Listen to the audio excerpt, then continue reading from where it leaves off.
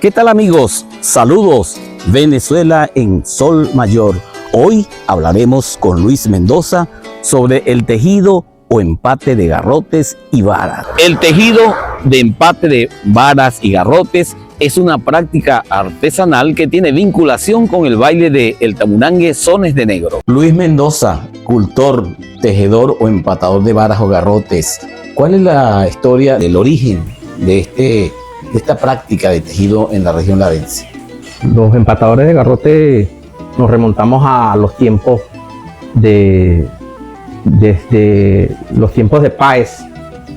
Sus lanceros utilizaron las lanzas y fue como un elemento muy indispensable para ellos, para su defensa,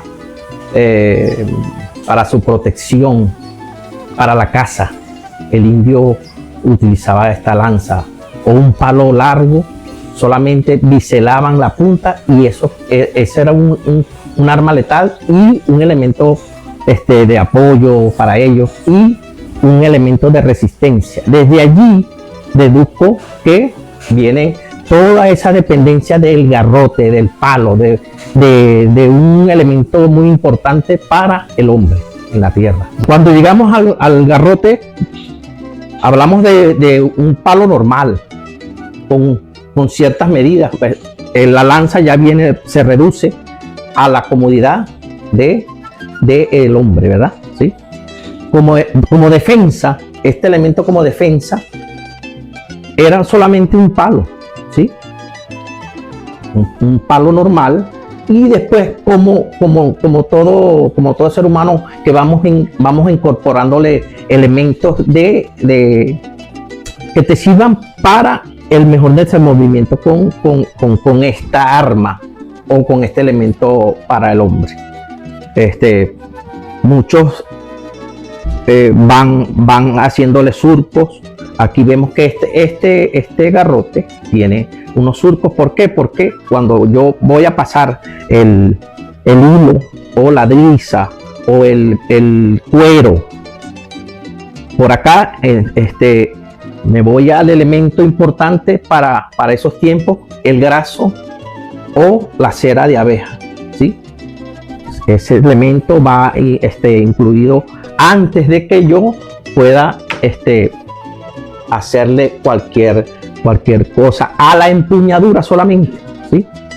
Aquí lleva, aquí hago un botón y aquí hago un botón y eso me da una seguridad para que esto no se corte. Esta es una antigua costumbre generacional de saberes y técnicas que ha sobrevivido al paso del tiempo. ¿Cómo aprendiste este arte? ¿Quiénes fueron tus maestros? Uno de mis maestros fue mi padre. Tenía una manera de hacer esta tradición como mística. En ese momento, cuando él se iba a sentar en un banquito a hacer un empate, primero preparaba el garrote. Solamente yo observaba. Yo soy uno de los últimos de 5 hermanos y el que me llamaba mucho la atención, solamente verlo a distancia, porque ellos eran muy celosos con eso, ¿verdad? Porque allí estaban plasmando los conocimientos que tenían de un palo, pues. Iba a transformar el palo ingresándole un empate, un hilo tirado, un hilo empatado, ¿verdad? Eso era como místico para él, porque miraba para todos lados y entonces yo por allá observando qué era lo que iba a hacer, era que se iba a poner a empatar. Entonces buscaba todos los elementos, así tal cual como lo tenemos aquí en la mesa. Buscaba el garrote, lo preparaba bien preparado antes de hacerle cualquier cosa al garrote, ¿sí? Ese fue uno de mis maestros. Otro de mis maestros que nos orientó mucho fue el compadre José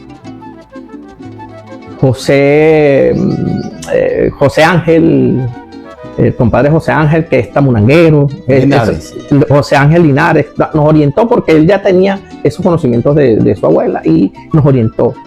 Y con dos compañeros, que es el compadre Richard Espinosa, bailador, también jugador, batallero, y también yo digo que este camino de Sones Negros tenemos que hacer una parada en el empate del garrote, porque es un elemento muy importante y principal para nosotros los tocadores de negro.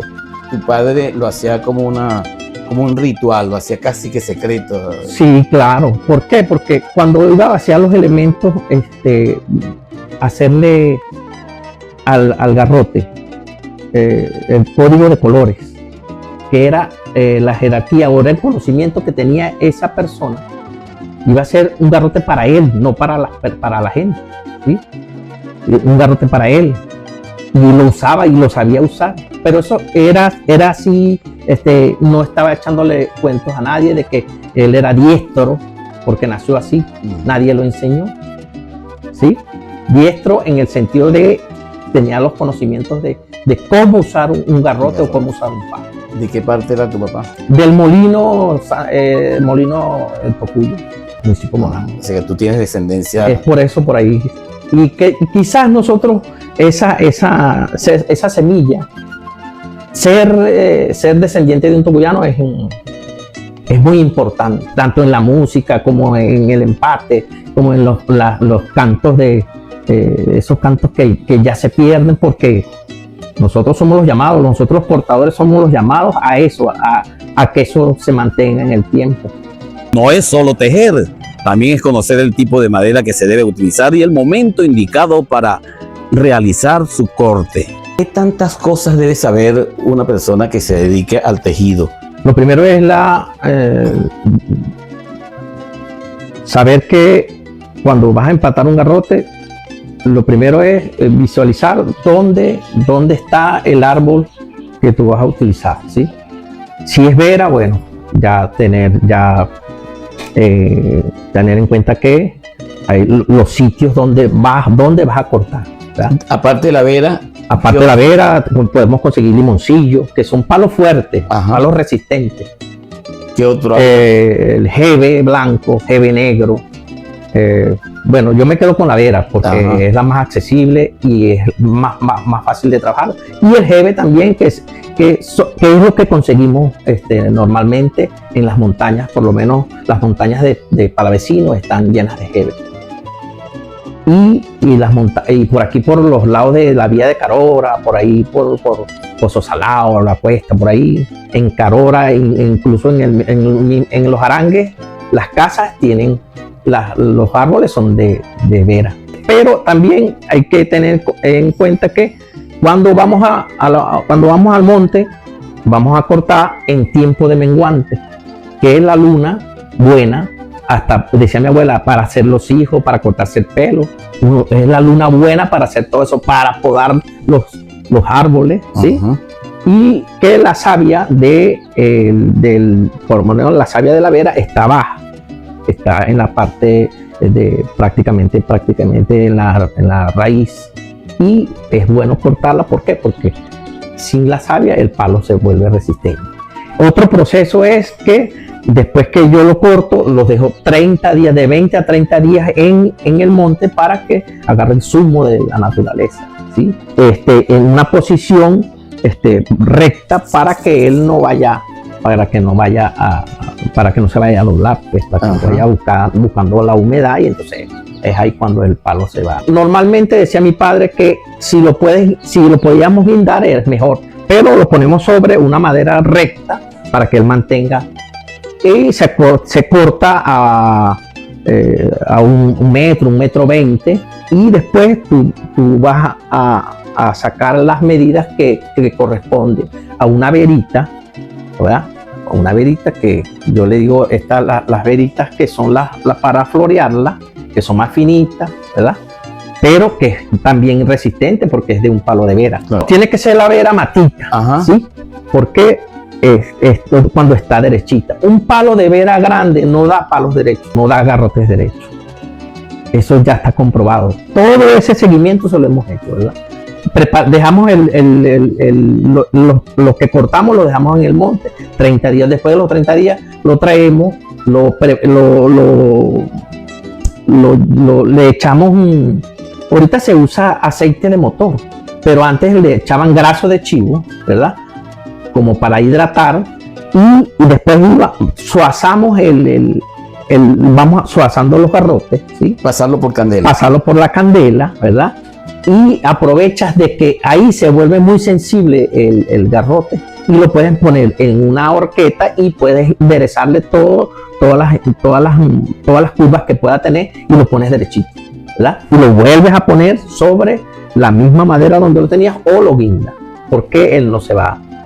Le damos, después de ese tratamiento, dejamos que se sequen unos 15 días más después, que ya van como 45 tanto. Entonces imagínate, para tener un palo recto, un palo bueno para empatar, todos esos elementos son importantes porque de resto tú los cortas fuera de la luna y ese palo se te abre o se va a torcer. Se va a torcer. El proceso es así como lo estamos explicando. Y eso es una ley para todos los que trabajamos el empate de garrote. Creatividad y mucha habilidad son elementos esenciales para realizar estos tejidos que son típicos del estado Lara. Observamos que la vara y el garrote tienen tejidos diferentes, pero puedo tejer la vara como tejo el garrote o viceversa. Claro, a un garrote puedes hacerle este empate que tengo yo aquí, donde está el botón completo hasta aquí. Con el mismo completo, solamente empatado hasta aquí. No lleva hilo tirado, sino que no lleva base, sino que esto empiezo aquí y termino aquí en el otro botón, ¿ok? ¿Sí? Antes hay que hacerle como el propio botón, ¿verdad? Hay que hacerle como una barriguita para que este efecto del botón es para que la mano se frene ahí cuando vayas a bailar o vayas a jugar o vayas a hacer lo que vayas a hacer, ¿sí? Buen agarre. Y las varitas, normalmente es más cómodo y más fácil hacerle con hilo tirado, porque ese hilo tirado si va hasta aquí, hasta donde van a terminar las flores o mopas, ¿sí? Y es el adorno prácticamente. Y es el adorno, exactamente. En sí, el adorno que tiene la vara es más visible que la del garrote, ¿no?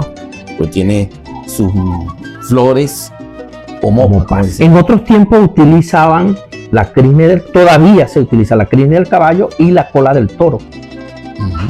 Me imagino que estos maestros también quieren plasmar la fuerza que tiene un toro, ¿sí? O esa fuerza que tiene un caballo, o sea, plasmado también en esos elementos. Poco a poco se fueron incorporando al empate o al tejido. Normalmente los maestros se hacen todavía, porque todavía tenemos maestros jugadores de palo que conocen ese arte que lamentablemente que no tenemos muchos espacios, no tenemos muchos empatadores. Aquí podemos dar fe de que Abejuga, que es la asociación de jugadores de palo, todos sus jugadores pasan por este proceso del empate, de la talla del garrote, o sea, preparar bien un garrote y que se vea bien representado. Cuando tú lo llevas al juego o cuando lo llevas al baile, ya tiene ese sitial dentro de, depende de la actividad para lo que lo vayas a utilizar. Claro. Acabas de decir que no hay muchas personas dedicadas a esto, pero tú estamos trabajando empeñado. Exacto, sí, estamos empeñados desde la red de patrimonio. Cedí mi ruta del garrote, que comprende los talleres y la enseñanza de este arte en los municipios, sobre todo en los municipios que son íconos, donde están los portadores de la tradición, que es Morán, es Jiménez, es Andrés Eloy, es Curarigua, ¿verdad? Y por lo menos veo con mucha preocupación eso de que un maestro, cuando se nos va un maestro de eso y no nos dejó nada, él sabía empatar los garrotes, pero no dejó ni siquiera a su hijo, a su descendiente, no les enseñó ese arte, que muchos se van, pues, aprenden y se van y no siguen. Yo tengo unos buenos alumnos, por lo menos aquí en Iribarren tengo unos buenos alumnos, pero no están empatando garrotes, no lo están haciendo. Es la tarea. Vamos a decir que yo lo veo fácil porque ya tengo bastante tiempo en esto. Pero es muy necesario que se abran los espacios, claro, que las agrupaciones miren para ese lado de que Es más, yo pongo todos los elementos cuando voy a dictar un taller. ¿Cuántos años tienes en esto? Tengo como alrededor de 49 años más o menos. Lo mismo que tengo con los sones de negro, porque eso va de la mano. ¿Qué diferencia existe entre la vara y el garrote? Tú sabes que para los que desconocen, yo tengo un garrote, que es la expresión más conocida que sabemos. Y cuando vamos a los talleres o cuando vamos a un conversatorio, es bueno aclarar que la varita es una varita fina, igual, hecha de la misma vera o del mismo jeve, el mismo proceso, igual de secamiento, del corte y de todo. Porque aprovecho de cortar las varas y aprovecho de cortar los garrotes. El espesor de garrote habla por sí solo, ¿sí? El espesor de garrote. Ya con esa connotación de que es de vera, eso ya habla de que es un palo resistente, ¿sí? Igualito las varitas llevan, es más delgada, tiene 80 centímetros y para mi gusto los garrotes los hago a 90. ¿Por qué? Por el alcance que yo puedo tener cuando yo vaya a hacer cualquier, o a jugar palo o a bailar la batalla, que son dos cosas diferentes.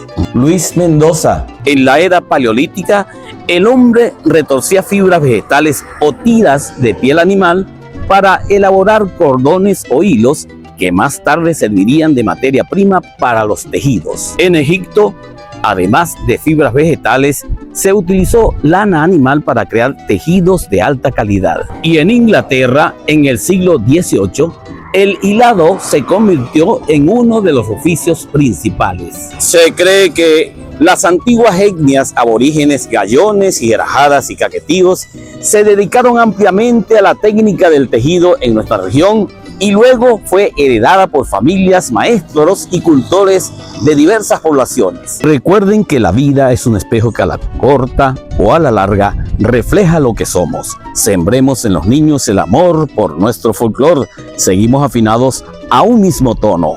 Hasta la próxima.